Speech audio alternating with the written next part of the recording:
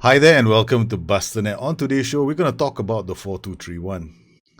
Yep, anybody who's known me long enough or has followed my videos knows how rarely I play the 4231. But when you're a lower league side or a side punching above your weight, the 4231 becomes quite an appealing system simply because of the sheer number of players you have in the opponent's half. If you can find a way to remain defensively solid, then there are options. But this show is not about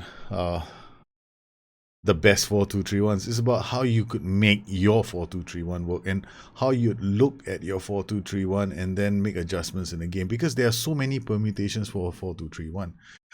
You could have 4231s that play with a playmaker in the center, inside forwards cutting inside, and basically you could have one that's got players racing in this way with a playmaker dictating play very high up the pitch.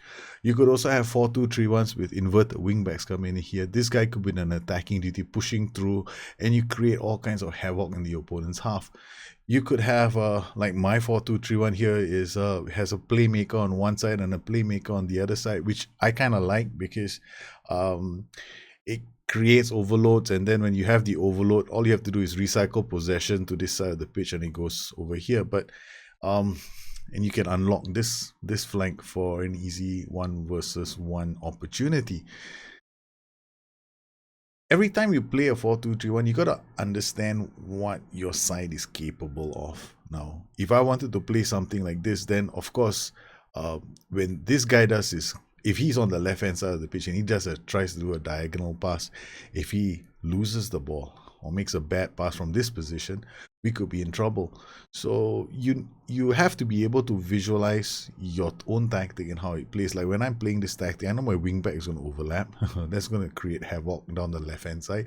If my playmaker can handle the ball, I've got a ball winning midfielder, which isn't my perfect choice, but with this team that I have, he might be the right choice because he can help protect the flanks.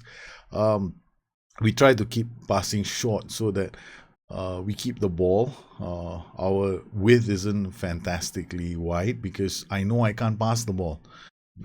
So you need to look at your side and what they're capable of doing. If I was playing this with Arsenal, it would be a different story altogether. I might even go for really short passing and try one-touch passing. And I probably wouldn't have a configuration like this. I might even be more adventurous by putting in a box-to-box midfielder and two wing-backs instead, because of the nature of that squad. That squad has got very fast players. You could have an inside forward on attack. You could have Hector Bellerin just, as a wing-back on support on the right flank. You have an inside forward on attack on the right flank. So whenever if the inside forward loses the ball, Hector Bellerin isn't very far away. So you need to look at your own squad, because a 4-2-3, anybody who tells you that the 4-2 this is the best 4-2-3-1 is talking nonsense. Because your squad makes the best 4-2-3-1. So it depends on the kind of players that you have and what you can do with the 4-2-3-1. The most important thing to remember about the 4-2-3-1 is the pivot in midfield.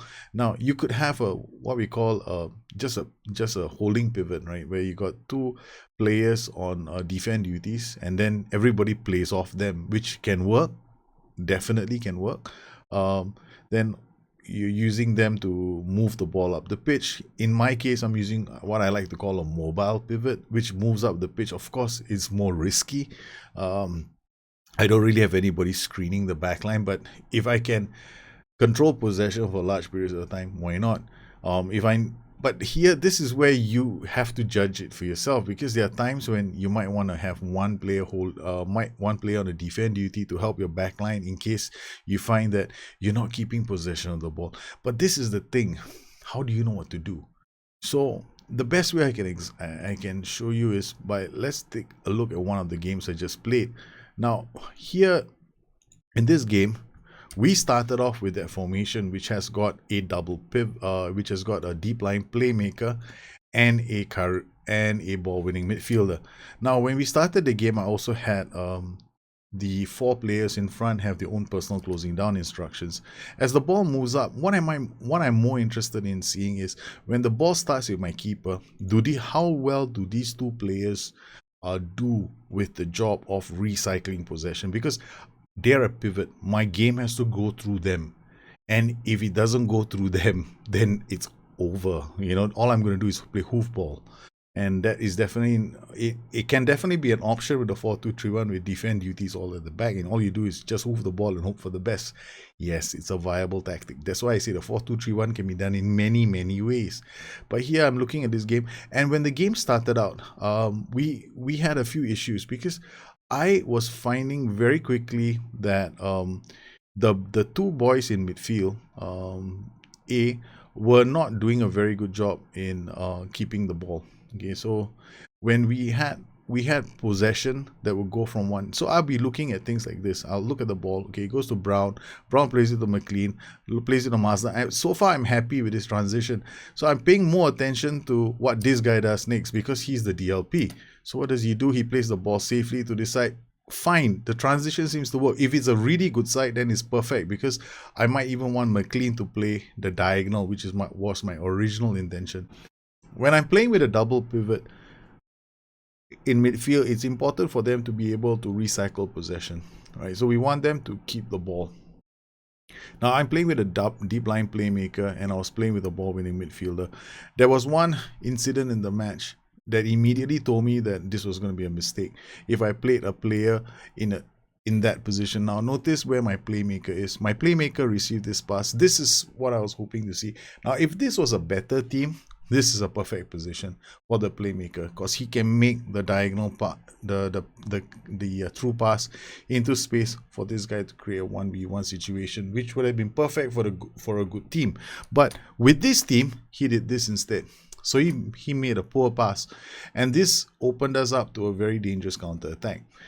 It was at this point of the match that I decided, okay, maybe my 4-2-3-1 needs to change because we are having problems with the 4-2-3-1. If I allow this to carry on, we'll lose the match.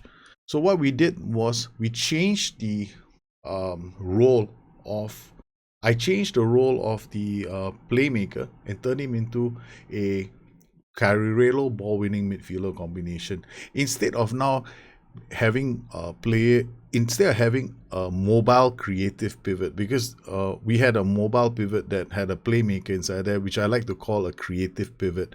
Now all I want is a simple pivot that just keeps the ball and does not do something spectacular with it, right? So we keep possession of the ball and we try to carve out opportunities. The game changed after that. After that, the entire game changed. Our 4-2-3-1 became a lot more stable and solid because of one important reason. You gotta understand your own players and what they're capable of doing. So we were playing with ball winning midfielder and a playmaker. I changed it to a Carrerello, and that was the only change that I made in the game. I did also change this guy to a attacking midfielder and support so that we brought a lot more players into support in midfield so that we could keep the ball more effectively. So the next time you want to play with your 4-2-3-1, you got to focus squarely on the most important area of the pitch. Now it has to be the position that you're trying to control, and in a 4-2-3-1 is going to be the center of the park. You can play a 4-2-3-1 in a lot of configurations. There's nothing to stop you from putting a playmaker here. There's nothing to stop you from putting a playmaker here. But you have to know if your transition is working according to the ideas you have in your head. Like, if you think your tactic here, my tactic is very simple.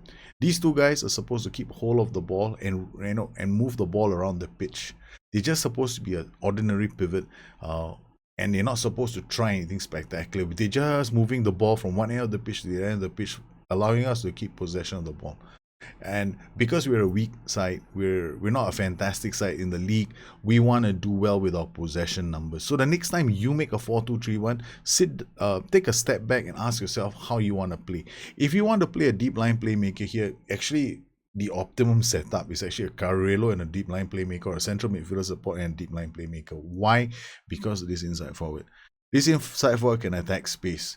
If you have a playmaker here, he can find him with those passes. If your playmaker here is really good, maybe he can do the deep diagonal, but it's going to be very rare.